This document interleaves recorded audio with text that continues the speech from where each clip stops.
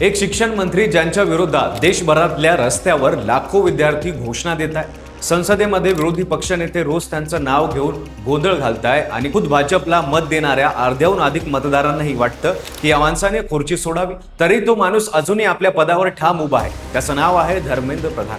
आणि प्रश्न एकच आहे, मोदी सरकार त्यांचा राजीनामा का घेत नाहीये? काय कारण असतील, सविस्तर पाहूया व्हिडिओच्या माध्यमातून. नमस्कार, मी पंकज आणि तुम्ही पाहताय कसं काय. गेल्या काही महिन्यांपासून नीट यूजी परीक्षातल्या पेपर फुटीचं प्रकरण देशभर गाजलंय. या गोंधळामुळे लाखो विद्यार्थ्यांचं भवितव्य टांगणीला लागलं. काही विद्यार्थ्यांनी टोकाचं पाऊल उचलल्याचं विरोधकांकडून सांगितलं जातंय आणि याच मुद्द्यावरून दिल्लीच्या जंतर मंतर पासून मुंबईतल्या छत्रपती शिवाजी महाराज मैदानापर्यंत आंदोलन पेटलेलं आहे. या सगळ्या रागाचं कारण एकच आहे, केंद्रीय शिक्षण मंत्री धर्मेंद्र प्रधान. मे महिन्यात झालेल्या सी वोटरच्या संरक्षणात तर धक्कादायक आकडे समोर आले. नीट आणि सीबीएसई वादाच्या हाताळीवरून धर्मेंद्र प्रधान यांचा राजीनामा द्यावं असं विचारल्यावर जवळपास 66% लोकांनी हो असं उत्तर दिलं. विशेष म्हणजे भाजपला मत देणाऱ्या मतदारांमध्ये सुद्धा मोठा वर्ग त्यांच्या राजीनाम्याच्या बाजूने उभा राहिला. तरी सरकारने अजून एका शब्दानेही हा राजीनामा मान्य केलेला नाही. हे असं का घडतंय याचं उत्तर शोधण्यासाठी आपल्याला थोडं इतिहासात डोकावून पाहावं लागेल. भारतीय राजकारणात एक काळ असा होता जेव्हा नैतिक जबाबदारी घेणं ही परंपरा मानली जायची.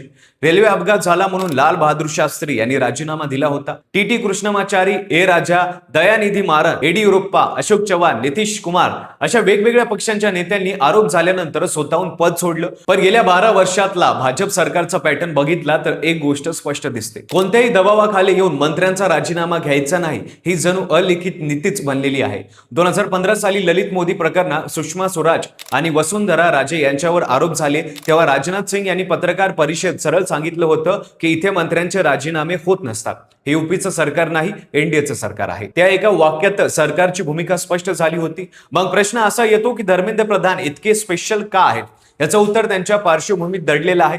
ते अचानक राजकारणात उगलेले नाही. अटल बिहारी वाजपेयी सरकारमध्ये मंत्री राहिलेले भाजपचे ज्येष्ठ नेते देवेंद्र प्रधान यांचे ते मुलगा आहेत. लहानपणापासून त्यांना संघ आणि जनसंघाच्या विचारसरणीचं बाळकडू मिळालेलं आहे. 1983 सालापासून ते अखिल भारतीय विद्यार्थी परिषदचे सक्रिय कार्यकर्ते होते. संघाच्या शिस्तीत वाढलेले, प्रसिद्धीपासून दूर राहून काम करणारा हा नेता संघ आणि भाजप संघटनेसाठी अत्यंत विश्वासाचा मानला जातो.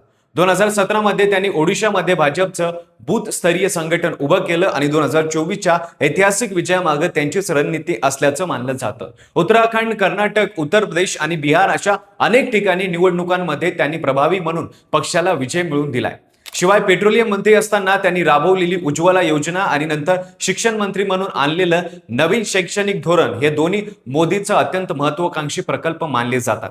अशा नेत्यांना बाजूला करणं भाजपसाठी सोपं नाही, पण मुद्दा इथेच थांबत नाही. गेल्या काही महिन्यात हे आंदोलन आणखी तीव्र झालं. काँग्रेसने संसदेत नीट प्रकरणावरून सरकारला घेरलं, जेपीसी स्थापन करण्याची मागणी केली आणि प्रधान यांच्या राजीनाम्यासाठी थेट रस्त्यावर मोहीम सुरू केली. लोकसभेतील विरोधी पक्षनेते राहुल गांधी यांनी तर स्पष्ट इशाराच दिला की जोपर्यंत प्रधान राजीनामा देत नाहीत आणि देशात पेपर फुटी रोखण्यासाठी भक्कम यंत्रणा उभी राहत नाही तोपर्यंत काँग्रेसचा लढा सुरूच राहील. मुंबईत शिवसेनेने छत्रपती शिवाजी महाराज मैदानावर मोठं आंदोलन केलं, जिथे हजारो कार्यकर्ते जमले आणि शिक्षण मंत्री धर्मेंद्र प्रधान यांच्या विरोधात आंदोलन चिरडण्याचा प्रयत्न करणाऱ्या सरकारचा जोरदार धिक्कार करण्यात आला. काँग्रेसचे तरुण नेते कन्हैया कुमार यांनी तर याहून पुढे जात थेट पंतप्रधानांवरच निशाणा साधला. त्यांनी जाहीरपणे विचारलं की पंतप्रधानाकडे धर्मेंद्र प्रधान यांची अशी कोणती गोपनीय फाईल आहे ज्यामुळे इतक्या मोठ्या दबावानंतरही त्यांना पदावरून हटवलं जात नाही. त्यांनी जाहीरपणे विचारलं की पंतप्रधानाकडे धर्मेंद्र प्रधान यांची अशी कोणती गोपनीय फाईल आहे ज्यामुळे इतक्या मोठ्या दबावानंतरही त्यांना पदावरून हटवलं जात नाही.